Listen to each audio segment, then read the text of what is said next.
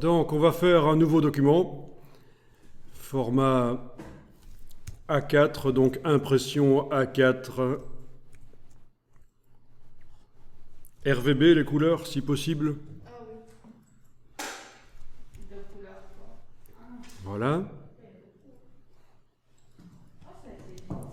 Et alors, ce que je vous propose, c'est de faire un document template, c'est-à-dire un document de départ, qui va contenir toutes les informations qui vous intéressent. Vous allez voir le principe, c'est assez simple. Bon, ici, je vais quand même me débarrasser de toutes les palettes qui sont à droite, majuscule, tabulation. Donc, Shift, Tab, allez-y.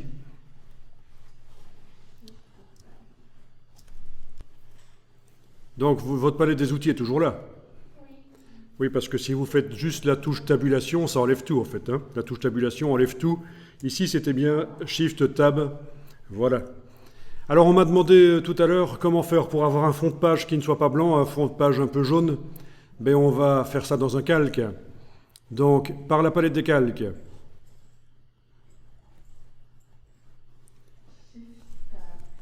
On est dans la palette des calques, on voit qu'on travaille sur le calque 1, c'est parfait. On peut le renommer éventuellement. On peut double-cliquer sur son nom. Et je vais l'appeler fond jaune. Voilà. Voilà, alors on va zoomer en arrière.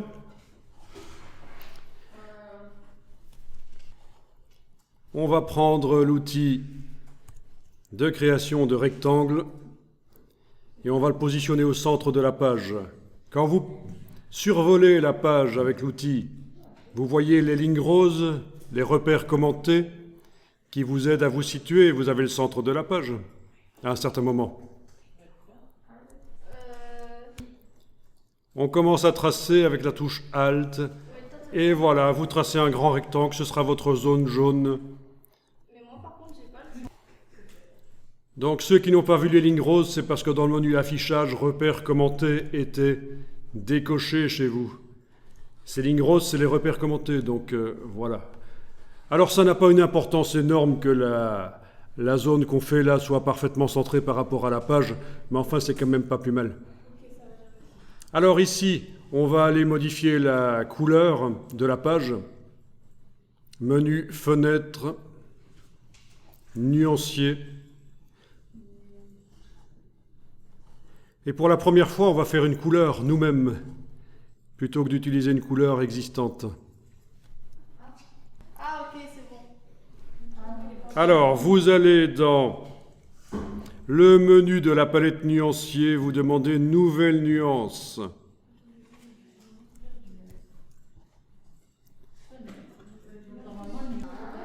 Alors, il faut surtout faire attention à ceci. Vous allez cocher l'option globale. Est-ce qu'elle est déjà cochée chez vous? Super. Donc, ça doit être coché. Alors, au niveau du renommage, vous allez l'appeler fond de page. Voilà. Et au niveau de la coloration qu'on va donner, vous allez régler de manière à obtenir du jaune. Donc, c'est-à-dire que, voilà, vous avez les couleurs là, vous cliquez pour obtenir la couleur de jaune que vous voulez. Et on peut mettre ajouter à la bibliothèque. Alors, ajouter à la bibliothèque n'aura d'intérêt que si tu passes sur d'autres ordinateurs pour retrouver cette nuance. Mais si tu transfères le document vers un autre ordinateur, même sans ajouter à la bibliothèque, la couleur sera transférée. Donc non, il ne faut pas cocher ça. Ok, c'est bon. Voilà, fond de page, ça s'appelle. On est en global, on a une couleur de fond de page que vous choisissez plus ou moins clair, la couleur que vous voulez. On pourra changer après. Vous cliquez sur OK. Dans le nuancier, vous voyez votre nuance. Et comme elle est globale, il y a un petit triangle blanc ici. Voilà, alors ce calque, on peut le verrouiller. Ah oui, ok. Et on va aller faire des dessins sur d'autres calques. Alors, vous pourriez créer déjà quelques calques. On est en train de faire un template, un modèle de départ pour notre document. Donc vous pourriez faire plusieurs calques, vous cliquez plusieurs fois sur le bloc de feuilles, là voilà. Voilà. Et vous pouvez même les renommer d'une certaine manière. si vous voulez. C'est vous qui voyez, c'est en fonction de votre travail et comment est-ce que vous renommez ça.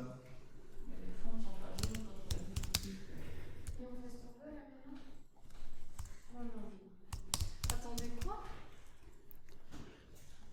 C'est vous qui renommez comme vous voulez. Comme je ne sais pas comment renommer ici, je les renomme comme ça. Mais vous, en fonction de votre travail, vous pourriez renommer ça d'une certaine manière. Les textes, les images, etc. Alors, bonne question. Pourquoi est-ce qu'il faut les renommer alors qu'on ne sait pas encore ce qu'on met dessus? Mais si vous ne savez pas ce que vous allez mettre dessus, bien sûr, vous ne les renommez pas. Mais certaines personnes ont des travails routiniers.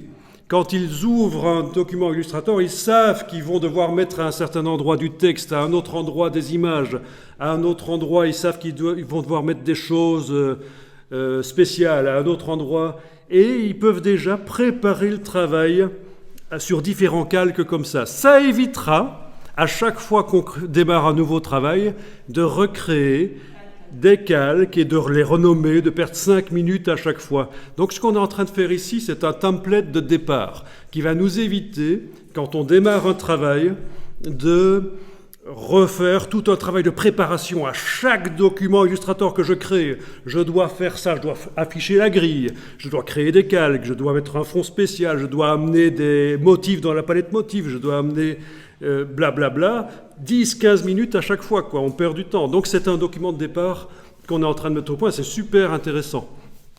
Alors, donc ici, ce qu'on va faire, c'est afficher la grille, puisque c'est intéressant d'afficher la grille. On peut zoomer à nouveau sur le document, en fait. Hein. On peut zoomer sur le document et vous allez demander affichage, afficher la grille. Et bien sûr, vous allez faire en sorte qu'elle s'affiche par-dessus le reste, puisqu'on ne la voit pas. Là, il y a le rectangle qui la masque. Hein. Vous connaissez le système. Donc vous avez demandé affichage, afficher la grille. Vous allez dans les préférences, préférences, repères et grille. Et vous allez décocher grille en arrière-plan.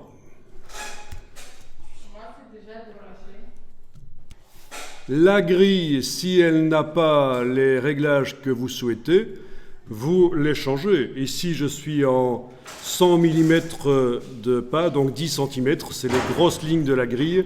Subdivision, 10 subdivisions, ça fait des centimètres, enfin c'est ce qu'on a utilisé jusqu'à présent, donc ça paraît correct, ça paraît bien.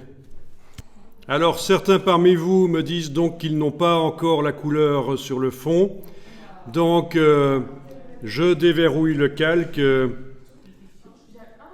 Voilà, votre problème, c'est que votre rectangle, là, la couleur, vous l'avez mise sur le contour. Comme ça. Il fallait la mettre sur le fond. Donc, on met en avant-plan le fond, et dans la palette nuancier, on va activer la couleur qu'on a créée. Ou alors, on inverse, ici, avec la double flèche, fond et arrière-plan. Voilà. Évidemment, c'était sur le fond du rectangle qu'on mettait la couleur. Donc ici, on ne va pas aller chercher des motifs spéciaux et les mettre dans la palette motifs, mais on pourrait peupler les palettes avec plein de choses qu'on utilise souvent. Les styles graphiques aussi, styles graphiques, motifs, couleurs spéciales qu'on utilise. La bibliothèque, il n'y a pas besoin de la peupler parce qu'en permanence, elle est accessible. Hein. La bibliothèque, avec les choses qu'on a faites précédemment, elle n'est pas dépendante du document. Elle, pour tous les documents, elle est accessible d'office. Mais vous comprenez le principe, c'est que là, dans le nuancier, on pourrait mettre des couleurs qu'on sait qu'on va utiliser. Alors, ce document ici, on va l'enregistrer. Vous faites fichier enregistrer sous. N'allez pas trop vite parce que cette fois-ci, je vais lui donner le nom ici. Modèle de départ. Modèle de départ. Et je vais l'appeler "A". Voilà. Modèle de départ A.